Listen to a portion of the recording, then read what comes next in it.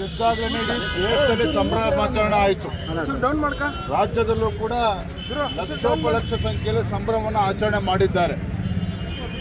ಆದರೆ ದುರಂತ ಅಂತ ಹೇಳಿದ್ರೆ ಇಂಥ ವಿಜಯೋತ್ಸವ ಆಚರಣೆ ಮಾಡ್ತಕ್ಕಂಥ ಸಂದರ್ಭದಲ್ಲಿ ರಾಜ್ಯ ಸರ್ಕಾರ ಸ್ವಲ್ಪ ವಿವೇಚನೆಯಿಂದ ನಡ್ಕೊಳ್ಬೇಕಾಗಿತ್ತು.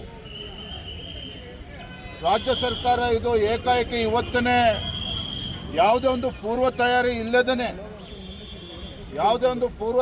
ಇಲ್ಲದೇ ಇವತ್ತು ಸಂಭ್ರಮಾಚರಣೆ ಆಯೋಜನೆ ಮಾಡಬೇಕಾಗಿತ್ತ ಅಂತೇಳಿ ಒಂದು ಕ್ಷಣ ಯೋಚನೆ ಮಾಡಬೇಕಾಗಿತ್ತು.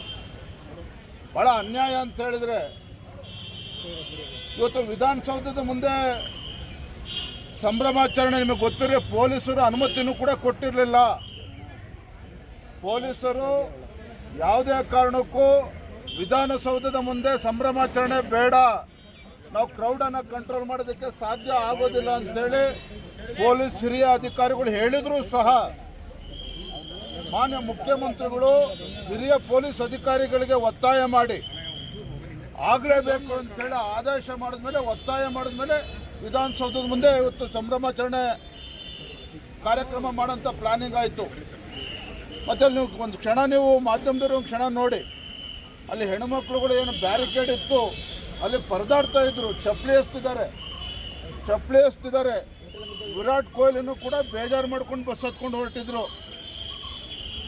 ಎಲ್ಲ ಇವರು ರಾಜಕಾರಣಿಗಳು, ಮುಖ್ಯಮಂತ್ರಿಗಳು, ಮಂತ್ರಿಗಳು, ಇವರ ಅಧಿಕಾರಿಗಳು ಮಕ್ಕಳು ಅಲ್ಲಿ ಆಟೋಗ್ರಾಫ್ ತೆಗೆದುಕೊಳ್ಳಕ್ಕೆ ಹೋಗಿ ಈ ರೀತಿ ಇವತ್ತು ರಾಜ್ಯ ಇಡೀ ದೇಶದಲ್ಲಿ ಸಂಭ್ರಮಾಚರಣೆ ಆಚರಣೆ ಮಾಡ್ತಕ್ಕಂಥ ಸಂದರ್ಭದಲ್ಲಿ ಸೂತಕದ ಮನೆ ಆಗಿದೆ. ಇವತ್ತು ಯಾರು ಹೊಣೆಗಾರರು ಅನ್ನೋದನ್ನ ಇವತ್ತು ಸ್ವತಃ ಮುಖ್ಯಮಂತ್ರಿಗಳು, ರಾಜ್ಯ ಸರ್ಕಾರ ಇವತ್ತು ನಿರ್ಧಾರ ಮಾಡಲಿ. ಯಾಕೆಂದ್ರೆ ಇವತ್ತು ನಾವು ಮಾತಾಡಿದ್ರೆ ರಾಜಕಾರಣ ಮಾತಾಡಿದಂಗೆ ಆಗ್ತದೆ. ನಾನು ಇಷ್ಟೇ ಹೇಳ್ತೇನೆ, ರಾಜ್ಯ ಸರ್ಕಾರ ಇವತ್ತು ಬೇಜವಾಬ್ದಾರಿತನದಿಂದ ಏನು ನಡ್ಕೊಂಡಿದೆ, ಪ್ರಚಾರದ ಹುಚ್ಚು ಏನು ಇವ್ರಿಗಿದೆ, ಇದರ ಪರಿಣಾಮ ಇವತ್ತು ಇವೆಲ್ಲ ಘಟನೆ ನಡೆದಿರ್ತಕ್ಕಂಥದ್ದು.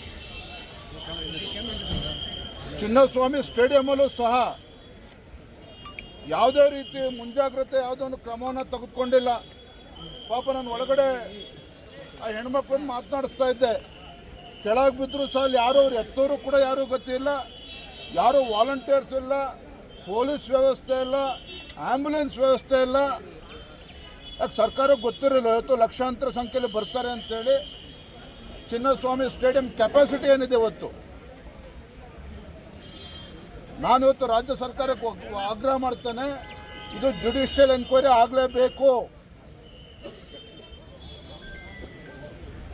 ಯಾವುದೇ ಒಂದು ಪೂರ್ವ ತಯಾರಿ ಇಲ್ದೇನೆ ಏನೂ ಇಲ್ದೇನೆ ಇವತ್ತು ಈ ರೀತಿ ಹುಡುಗಾಟಿಕೆ ಮಾಡಿದ್ರ ಪರಿಣಾಮವಾಗಿ 11ಕ್ಕೂ ಹೆಚ್ಚು ಜನ ಇವತ್ತು ಪ್ರಾಣ ಕಳೆದುಕೊಂಡಿದ್ದಾರೆ. ಇನ್ನೂ ಎಷ್ಟು ಸಾವುಗಳಾಗ್ತದೋ ಗೊತ್ತಿಲ್ಲ. ನೂರಾರು ಜನ ಆಸ್ಪತ್ರೆ ಸೇರಿದ್ದಾರೆ. ಇವತ್ತು ಇದು ರಾಜ್ಯ ಸರ್ಕಾರ ಹೊಣೆನ ಹೊರಬೇಕಾಗ್ತದೆ. ಯಾರು ಜವಾಬ್ದಾರಿ ಹೊರಬೇಕು ಅನ್ನೋದನ್ನ ಸರ್ಕಾರ ತೀರ್ಮಾನ ಮಾಡಿದೆ. ಈಗಾಗಲೇ ಇಲ್ಲ 6 ಜನ they have been already declared dead. 4 ಜನ ಇವತ್ತು ವೈದ್ಯ ಹಾಸ್ಪಿಟಲ್ ಕೂಡ ಅಲ್ಲಿದ್ದಾರೆ. ಅದರಲ್ಲಿ ಎಷ್ಟು ಜನ ಸತ್ತಿರೋ ಗೊತ್ತಿಲ್ಲ. ಬರ್ತಾ ಇರ್ತಕ್ಕಂಥ ಮಾಹಿತಿ ಪ್ರಕಾರ ಈಗಾಗಲೇ 12 ಜನ ಈಗಾಗಲೇ ಪ್ರಾಣ ಕಳೆದುಕೊಂಡಿದ್ದಾರೆ. ಇನ್ನೂ ಕೂಡ ಅಲ್ಲಿ ಸ್ಟೇಡಿಯಮಲ್ಲೂ ಕೂಡ ಪರದಾಡ್ತಾ ಇದ್ದಾರೆ. ಇನ್ನೂ ಕೂಡ ಕಾರ್ಯಕ್ರಮ ನಡೀತಾ ಇದೆ. ಅದ್ರ ಮಧ್ಯೆ ಕಾರ್ಯಕ್ರಮವೂ ಕೂಡ ನಡೀತಾ ಇದೆ. ಈ ರೀತಿ ರಾಜ್ಯ ಸರ್ಕಾರ ಈ ರೀತಿ ನಡ್ಕೊಳ್ತಾ ಇರ್ತಕ್ಕಂಥದ್ದು ನೀವು ಕ್ರಾಸ್ ಚೆಕ್ ಮಾಡಿ. ಅವತ್ತು ಪೊಲೀಸರು ಯಾವುದೇ ಕಾರಣಕ್ಕೂ ಚಪ್ಪಲಿ ಬಿಸಾಕಿದ್ದಾರೆ, ಕಲ್ಲು ಹೊಡೆದಿದ್ದಾರೆ, ಚಪ್ಪಲಿ ಬಿಸಾಕಿದ್ದಾರೆ. ಅಲ್ಲಿ ಏನೋ ದುರ್ಘಟನೆ ನಡೆದಿಲ್ಲ ಅಂತಕ್ಕಂಥದ್ದು ಪುಣ್ಯ ಅಷ್ಟೇನೆ. ಅದು ಚಿನ್ನಸ್ವಾಮಿ ಸ್ಟೇಡಿಯಂ ಅಲ್ಲಿ ಯಾರಾದ್ರೂ ಮನುಷ್ಯತ್ವ ಇರ್ತಕ್ಕಂಥವ್ರು ಈ ರೀತಿ ಯಾವುದೊಂದು ಪೂರ್ವ ತಯಾರಿ ಇಲ್ದೇನೆ ಈ ರೀತಿ ಕಾರ್ಯಕ್ರಮ ಮಾಡೋದಕ್ಕೆ ಸಾಧ್ಯನಾ? ಇನ್ನು ಆತುರಾತರವಾಗಿ ಇವತ್ತೇ ಮಾಡೋಂಥದ್ದು ಏನಿತ್ತು ರಾಜ್ಯ ಸರ್ಕಾರಕ್ಕೆ? ಯಾವುದೇ ಒಂದು ಪೂರ್ವ ತಯಾರಿ ಇಲ್ದೇನೆ ಇವತ್ತು ಈ ಘಟನೆಗಳಾಗೋದಕ್ಕೆ ರಾಜ್ಯ ಸರ್ಕಾರನೇ ಹೊಣೆ. ಇವತ್ತು state government without any preparedness they should not have organized this today. See in the World Cup match when India won, there was a big celebration in Mumbai also. A lot of preparation was there.